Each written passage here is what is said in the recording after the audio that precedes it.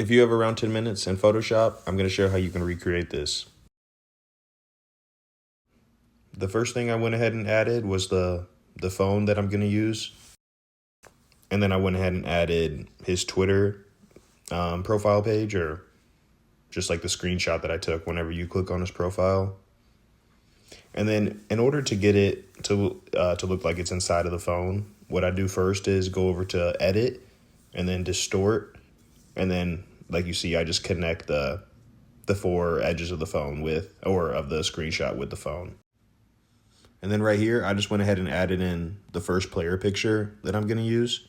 And I went ahead and went straight into camera raw filter just so I could try to have a better cutout whenever I go over to the selection tool to just separate the player. And so after I do the camera raw filter, you go over to the object selection tool and then just click select subject. And it usually does a pretty good job of selecting out what you want.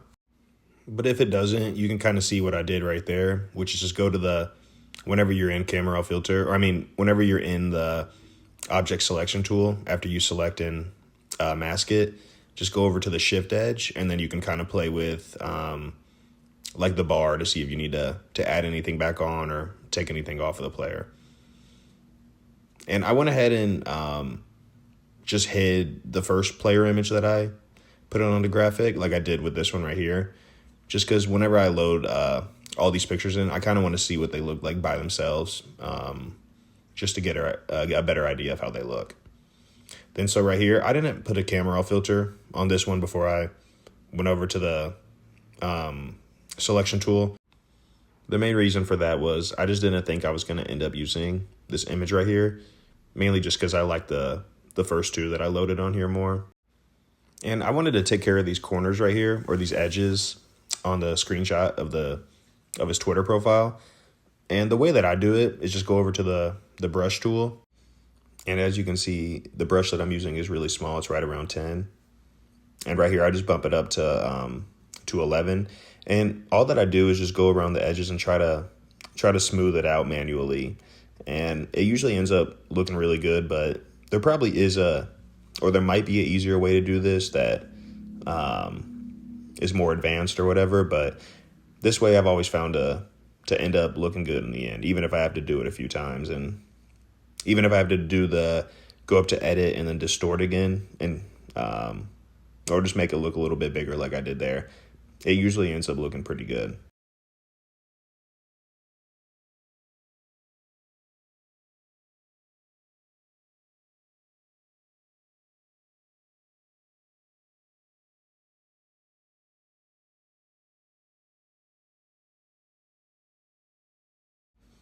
And then after I get it looking the way that I want it to look, I went ahead and went over to texturelabs.com just to try to find a good background to use. I ended up finding this gray one right here with the black streaks, and I just like the way that it looked. And then obviously right here, you can see I've added in some logos from the schools that he has offers from. And then I'm going to add some schools that he has interest from as well, just so I could add in more schools.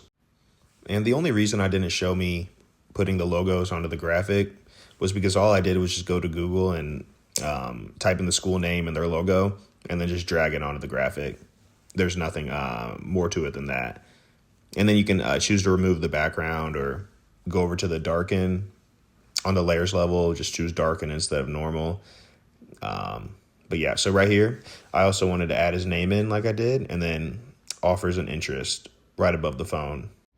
And I wanted to make it pop more, so I just went down to the FX button, and then I just added some drop shadow.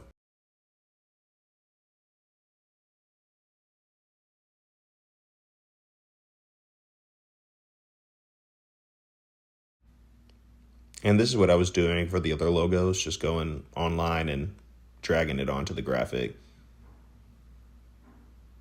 And I kind of skipped ahead. As you can see, I added in a few more logos and spreaded them out, but once again, it was just me just rearranging them onto the graphic. So right here, I also added in what his ranking is in Indiana. So I tried to make the 7 stand out a little bit more than the rest of the wording. Then I went ahead and added in his high school record, that he currently has right now on the varsity level. He's a junior right now, and he's won 73 games and only lost 2. And one of those was in the state championship by like 1 point, I think. But yeah, as you can see, I also added in some logos at the bottom. And then I wanted to add those black ovals and circles behind the logos, but I ended up changing it just because I didn't really like the way it looked right here. And I didn't like the way the white ones looked that I tried. And I've covered gradient layers before in my previous videos, like I just added that red gradient layer. So you can either check out exactly how I did it, how I explained how I did it on those previous ones, or you can just pause the graphic and go back and see. I just go over to the gradient tool and then swipe down or swipe up on the graphic wherever you want the red to add in, and then I just change the color. But yeah, you just go over to the gradient tool. I wanted to add some more texture or just something more to make the graphic pop a little bit more. So I went ahead and added in this. It's Purdue's basketball stadium, and I like the way that it looked more than any of the other ones that I looked at. And he has some offer. He has not an offer, but he has interest from Purdue. So I figured I would just add this one in. And so after I add it in, I just drag it all the way down to the bottom layer. And as you can see, the opacity already has lowered without me doing anything, just because it's the bottom layer. But the opacity is still at 100. So I go over here and I make it black and white. And I just wanted to see right here the difference between it looking black and white and it just being the original photo that it was. And I also wanted to make it a little bit darker, so I added in this levels layer right here. And I wanted to make sure it was only affecting the stadium, just in case I added any other layers in here. So you just click the pointing down arrow and it will just affect that. So the next thing that I do is go over to the brush tool, and I create a pretty big brush right around like 700. It just makes it easier to fade the top part of the graphic, or I also did a little bit here to the bottom half, but it just helps make fade the image that you want a little bit better. After doing that, as you can see here, I already started to take away like the black circles or the black ovals that I added in behind these logos.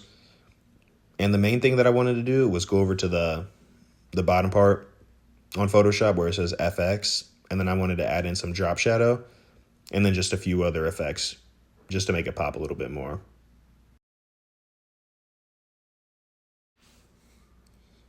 And then after I do the same for the other logos and add in the same effects, I want to go to the very top layer of the graphic right here.